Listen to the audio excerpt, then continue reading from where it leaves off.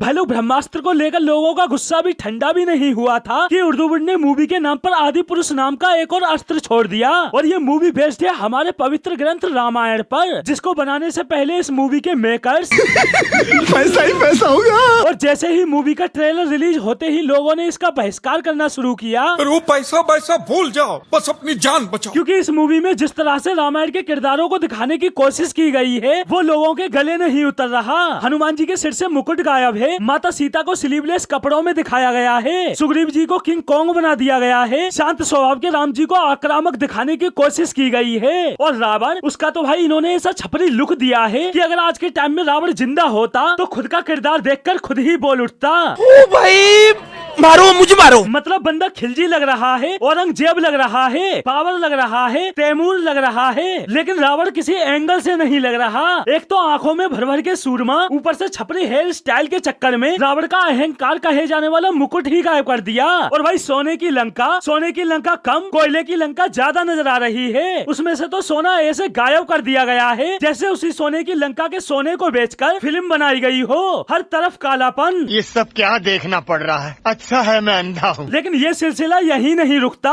इस मूवी के मेकर्स ने ऐसे और भी कई कारनामे किए हैं जो असली रामायण की व्याख्या ही बदल कर रख रहे हैं। अब भाई इधर ध्यान दो, एक भी सीन में राम जी सीता माँ को पीले वस्त्र में नहीं दिखाया गया, जबकि भगवान राम को मिले 14 वर्ष के वनवास का ही यही मतलब था कि सारी सुख सुविधा, मोहमाया, राशि, कपड़ों, आभूषण और वैभव का त्याग करना, जिसकी वजह से वो घर से वनवास के लिए पीले वस्त्रों में निकले। लेकिन यहाँ तो वनवास का पूरा इतिहास ही बदल डाला। पीले वस्त्र तो बहुत दूर की बात, उल्टा सीता माँ को कलरफुल साड़ी में दिखाया गया है, आभूषणों से सजाया गया है, राम जी के पैरों से खड़ाऊ गायब कर चमड़े की चप्पल पहना दी गई है, साथ ही साथ युद्ध में उनके शरीर पर सुरक्षा कवच लगा दिया गया है। अरे अभी तो उड़ने वाला भी बाकी है। हाँ, और भाई हनुमान जी का किरदार निभाने वाला बंदा, उसके तो पैरों से चप्पल ही नहीं छूट रही, जैसे हवा में उड़ने के बावजूद भी सबसे ज्यादा कांटे इसके पैरों में ही चुभ रहे हो। लेकिन इतना सब रायता फैलाने के बावजूद भी आदि पुरुष के मेकर्स मानने को तैयार नहीं कि उन्होंने रामायण के साथ कुछ गलत किया है, बल्कि उल्टा उनका सफाई देते हुए कहना है इसके पीछे बस यही मकसद है कि जो यंगस्टर्स आजकल देखते आ रहे हैं, हैरी पॉटर देख रहे हैं, मार्वल वाली फिल्में देख रहे हैं, परदेशी सुपर हीरो से उनके ऊपर बहुत ज्यादा इन्फ्लुएंस कर रहे हैं, तो उनको उनकी भाषा में रामायण दिखानी पड़ेगी। भाई हॉलीवुड मूवी के वीएफएक्स की बॉलीवुड मूवी के वीएफएक्स से तुलना ना ही करो तो ही तुम्हारे लिए अच्छा है। एक तो खुद से कुछ नया वीएफएक्स नहीं डालना, सारा का सारा हॉलीवुड से कॉपी करना है, और फिर वीएफएक्स भी इस अंदाज में यूज करना है कि रियलिटी कम, कार्टून पंती ज्यादा नजर आए। ये क्या है? और रही बात हॉलीवुड के सुपर हीरोज की, तो भाई रामायण की तरह वो उनके इतिहास का हिस्सा नहीं है, बल्कि फिक्शनल यानी काल्पनिक कैरेक्टर हैं, जिनका सच्चाई से कोई लेना देना नहीं। हॉलीवुड वाले डॉक्टर स्ट्रेंज को मौलाना लुक में दिखाएं या ब्लैक विडो को ब्लैक बुरखे में, किसी भी फिरंगी पर घंटा फर्क नहीं पड़ेगा।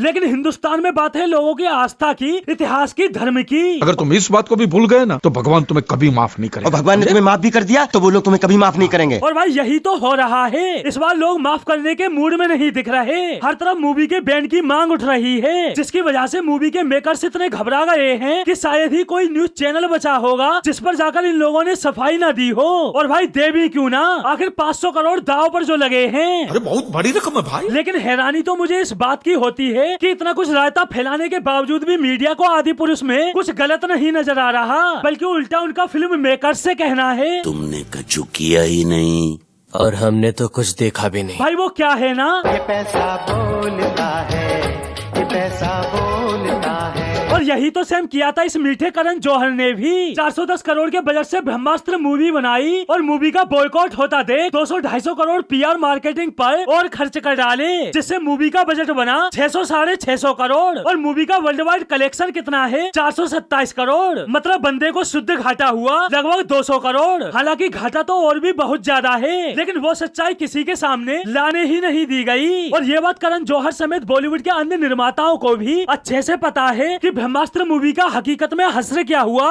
तभी तो बॉयकॉट होता देख आदि पुरुष निर्माता ओम राव जहाँ तहाँ इंटरव्यू देते फिर रहे हैं कि कहीं उनकी मूवी के साथ भी ऐसा ना हो जाए। भाई बॉलीवुड का क्या है, ये देश प्रेम, ये धर्म प्रेम बॉलीवुड में दिखावे मात्र है। सबको अपनी तिजोरी भरनी है, सबको अपना पेट भुलाना है, That's all. अब कुछ लोग ब्रह्मास्त्र का फर्जी कलेक्शन देखकर कहेंगे कि भाई बहिष्कार तो ब्रह्मास्त्र का भी बहुत हुआ था, लेकिन फिर भी उसने कमाई कर ली, आदि पुरुष का बहिष्कार कैसे होगा? तो भाई उनसे मैं बस एक बात बोलना चाहूंगा। अरे ज्यादा कानून मत छांटो, जो काम जरूरी है वो होना चाहिए, कैसे होगा इसका कोई महत्व नहीं, ये जीवन में याद रखो। तो दोस्तों आज के लिए बस इतना ही, फिर मिलते हैं अगली वीडियो में।